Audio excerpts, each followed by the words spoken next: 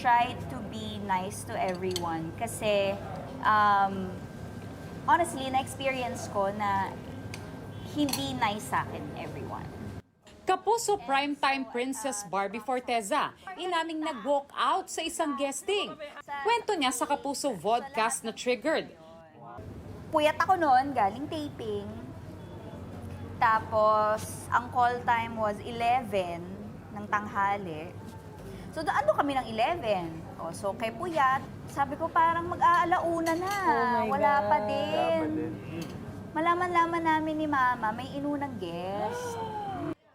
Ayon pa kay Barbie, big deal sa kanyang professionalism at pagrespeto sa oras ng iba na anyay mga sikreto para tumagal sa industriya.